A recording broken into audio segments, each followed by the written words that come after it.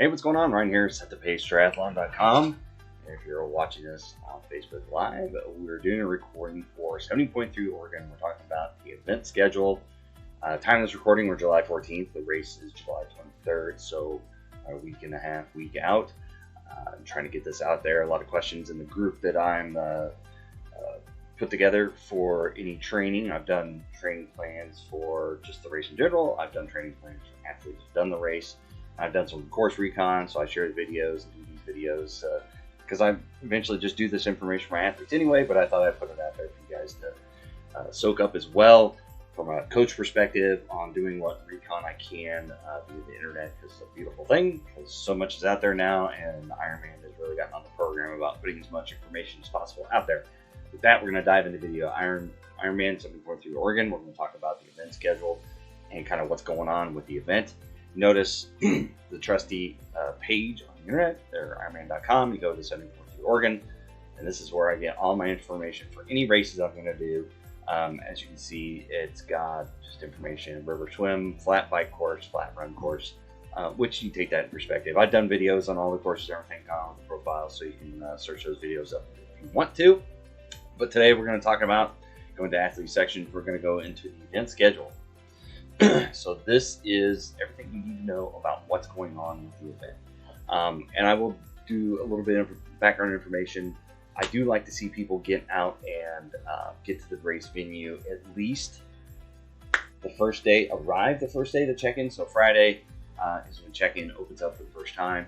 I like to arrive at least that first day, whether or not I make the cutoff to get in there, because the check-in is open until 7 p.m. So if you get in there before 7, get checked in, just get your stuff, go through the Ironman, the merge tent, all that kind of fun stuff. Just kind of knock that stuff out. Figure out maybe if you got a little bit of time the next day after. So that way you can decompress that whole day before the race.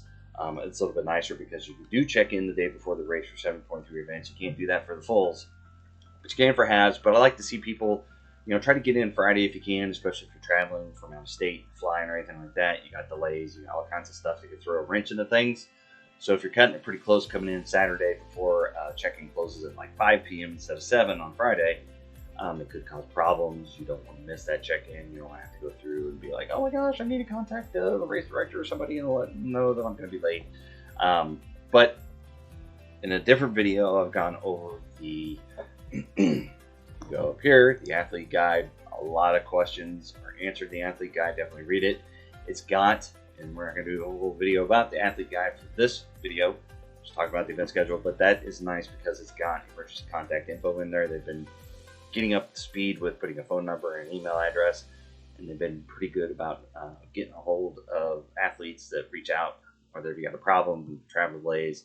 With COVID, wasn't exactly the best times, but there's some positive things that come out of it, and they're a lot more responsive on these things. So if you have a problem, athlete guide, check it out, burn it out, have it. That's all your contact information for that. But we're going to talk about the event schedule. Like I said, this race is on Sunday, but you can check in Friday, Saturday. I would highly recommend trying to check in on Friday if you can. Try to get there.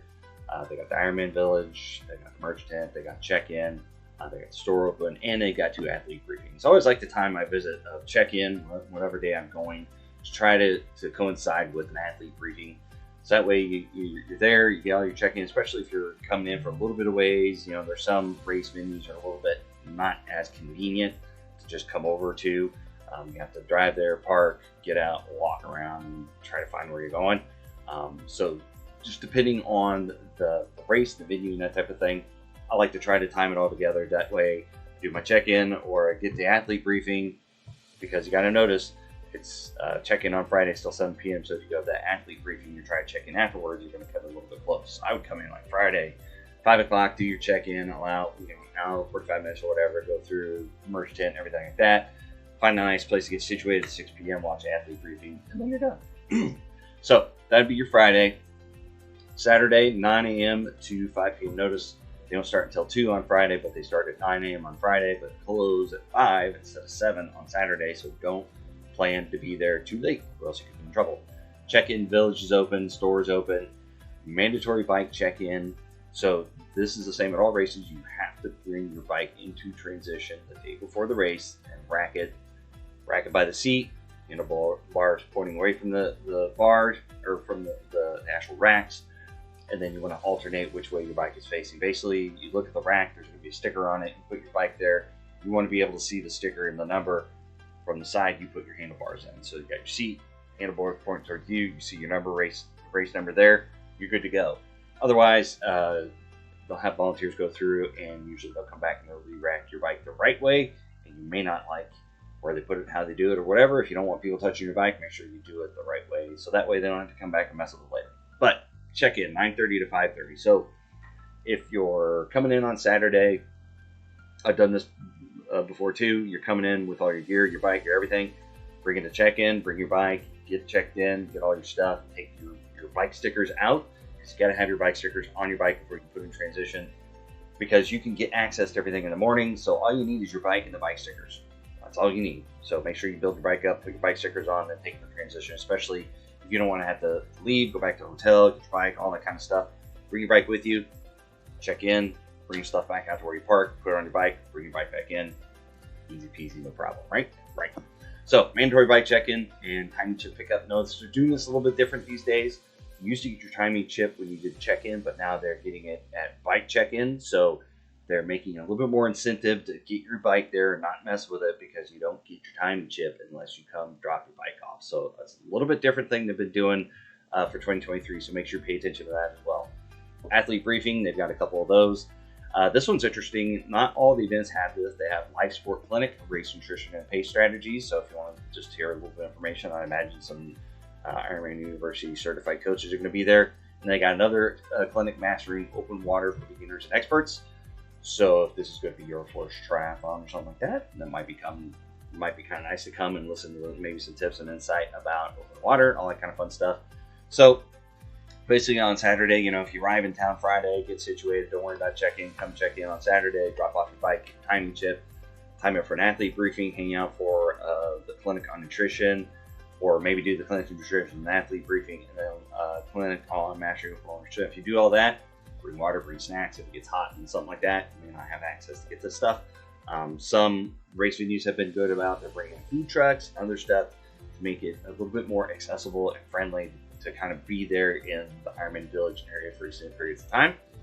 Hopefully they're doing this for Oregon. Looks like it's in a nice park area, so they might try to do something like that, because parking doesn't look as convenient in some places. So if you do this race and you come there later, like I said, I've had athletes that do it, you kind of give me a little bit of intel, but unless you're in there doing it yourself, you really don't quite understand what's going on necessarily at all times, and it's not the best, kind of dreaming everything up in your mind, but it's not the same as being there in person. So short story long, come back, put comments in there if you're like, oh yeah, they had those food trucks, they had water, they had this, that, and the other drinks and everything. It was great, it was perfect, I just hung out there all afternoon and got all the information I needed. Or no, don't do that, man, it sucks. Or bring water, bring food, because you're there with nothing else. Like I said, events have gotten a little bit smarter about that. So if you got that situation, just let me know in the comments if you go do the race and you got some insight on that as far as the check-in process, the briefings, and the clinics. So that's Saturday. There's mandatory bike check-ins till 5:30. Check-in ends at 5. So 5 o'clock is your hard cutoff for check-in. 5:30 is your hard cutoff to get your bike racked. So if you don't get it racked on Saturday and you're farting around, you forget about it or something like that, you're going to have a hard time doing the race. They're not going to let you in without, I don't know, a couple $1,000 in your pocket or $100 to pay off a volunteer or something. If you like that. I don't know. Just make sure you meet the deadlines as far as time goes on the day before the race, getting checked in. Sunday race day, 5 a.m. transition open. I always try to time it. I am an early bird. I don't like getting up early, but I'll get up early because I don't like the stress of getting there and finding I have a situation where I need to get something fixed, or my bike tire's flat and I need to change the tube. I went to my first Ironman Lake Tahoe 2013. I came in, one of my spokes was busted. So luckily I got there pretty early, so I was able to get one of the reserve rear bike wheels that they swapped out for me right there. Had I got in later in the day with thousands of athletes, I might not have had that opportunity, and my day could have been done. Because you can't ride with a busted spoke. But anyway, I always tell people, get there early, get there parked, give yourself plenty of time to walk over to transition, get everything set up, check your bike, check your gear, set out your transition, because 70.3 races you set up at your bike, set up everything, make sure you're all squared away and you're good, your wheels are inflated, your chain's on the bike, your gear's in a small gear, so when you come out of transition, you're not in a big, huge high gear and you fall over, because that's embarrassing. I've seen that happen. It has happened to me, luckily. But make sure everything is set up. Give yourself plenty of time. So it opens at 5, it closes at 6:30. So an hour and a half. Get in there, get everything squared away. Race starts at 6:15. Minto Brown Island Park. I recall when I did the transition video, it's a little bit of a hike, so give yourself a little bit of time. That's why I like to get there early, get them packed, give yourself plenty of time to walk over.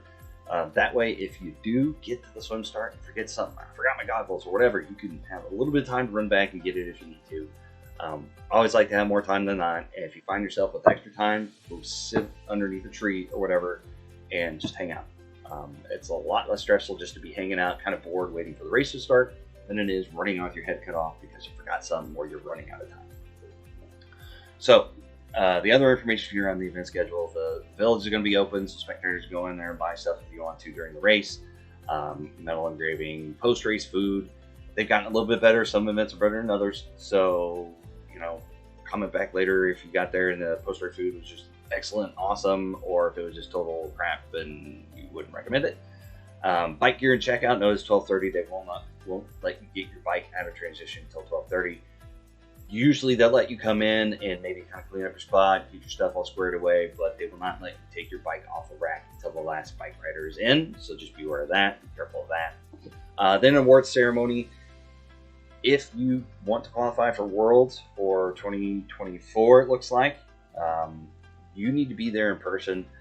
Otherwise, they used to do it for COVID. They would do the email roll down or whatever, but now they've done away with that. You have to be there in person to claim your spot. So be there if you want it. Most races I've seen, especially since they're international, as long as you're there, you probably get an opportunity to qualify to go to the 70.3 Worlds. If you want to spend that dime to go overseas and do it from the United States, I think the opportunity is going to be there for you. So be there 3:45 if you want a slot at 7.3 Worlds. So, ran through that kind of quick. Like I said, this is the event schedule. What's also nice is they've been starting to do this little final info. So pre-race, they got the address, race week parking, public parking in downtown 700 east of Front Street, check-in, win, relay teams information, mandatory bike check-in, race morning information, race timing cutoffs, course maps, wetsuit rules, bike gear checkout, award service. So they're creating these final info sheets that are just kind of the highlights of everything. I love it because it's got address information in there. It's got stuff about wetsuit rules. If you're always wondering, that's always a question. What temperatures are the cutoffs, whatever. Race morning, transition opens at 5. Athletes will be required to walk to swim start from transition approximately 1.2 miles. There will be toilets near swim start. Morning clothes drop off at the swim start as well. So, like I said, athlete guide, all this stuff's in the athlete guide, but they kind of boiled it down to probably the most asked questions. So I would definitely, that's kind of new what they've been doing this too. They've got the event schedule, athlete guide, then they got the final info. So that's kind of nice. You can print this off and have this is your little cheat sheet for the morning. You got everything squared away. And notice, like I said, it's a 1.2 mile walk, so give yourself plenty of time. Get there as soon as transition opens at 5 o'clock, get your stuff squared away, and then start walking out of there and make sure that you're ready for your race. You got all the T's crossed and the I's dotted and everything. So that, I think, mostly covers kind of what I wanted to go over as far as the event schedule. And notice, like I said, it's first check-in is Friday. I always like to, especially 70.3s. I'd love to get there on a Thursday before check-in starts. Get there Friday morning. You're nice and fresh. You don't have to run around. You get first prime pick at the Ironman store of all the stuff. So you get checked in. You go to the Ironman store. You kind of hang out, maybe do an athlete briefing, and then you plan to come the next day, do some of the clinics, hang out for the next athlete briefing to see maybe if they got some information, and then stay for the next clinic. Just kind of get squared away, check out the course, walk over to the swim start, check that out. Do notice there is no practice swims listed in here. So now you might check in at the park. Maybe they've got some open swim opportunities. Some places have beaches you can do open swims and stuff like that. Like I just did 70.3 Boulder. You go to the reservoir and do some swims or whatever. You have to pay a little bit extra to go do it. Might be some opportunities, but as far as Ironman, they have not officially organized a pre-race swim. So just be aware of that. I know I've seen posts all over Facebook groups. People are going and doing swims or whatever in the river. So it's probably an opportunity. You can go do it on your own, but it's not going to be Ironman supported. They're not going to have pre-race swims. And more than likely on race day, they're not going to let you get in the water and start swimming, especially with a river swim. It's kind of hard. they don't want to lose track of you while the current's going and you have to like swim up and get in the way and all this other fun stuff. So more than likely, there's not going to be a warm-up swim. Let's see if that's on the final info. Race morning, drop, wetsuit rules. So I would check the athlete guide to see if they've got a warm-up swim, but it's not looking like. Usually they've got that listed in the event schedule, kind of warm-up swim times. They'll have if they have a pre-race swim opportunity, open water swim, in the days before, they'll have that listed in the event schedule if they're organizing it. So it doesn't look like they have it. I would not count on that when you get there. Like I said, I think that people have been going and just kind of swimming on their own, but be safe out there. Like I always say, go with friends, make sure they know what you're going, know what you're doing. Don't get off course, don't get swept down the river. You make sure that you make it for race day. You want to make sure you get there. So I know I talk fast. I know I talk for a little bit, but these are kind of the highlights of what I would look for the event schedule, especially for 70.3 Oregon. Kind of the highlights, lowlights, whatever.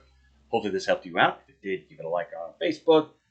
Give it a like and subscribe on YouTube. You see it there later. If this helps you in subsequent years, like I said, I'm doing this for 2023. Got any questions, put them in the comments. Facebook, YouTube, any place like that. I always see comments in there. I always check them weekly just to see if there's anything going on and see if I can help you out. If you do the race and you come back and you're like, well, that wasn't quite right, or the post-race food sucked, or the post-race food was awesome, there was tacos and whatever, put that in the comments. I like to see that information, so that way that helps me the next time I make a video about a course or something. It's like, you want to do this race because they had awesome street tacos after the event, and it was great, and they had beer, real beer, and they had Mountain Dew instead of just a generic Coke or whatever. Put it in the comments. I like to see that information later. So hopefully this helped you out. Like I said, please like, subscribe, all that kind of fun stuff for future videos, and I will see you in the next video.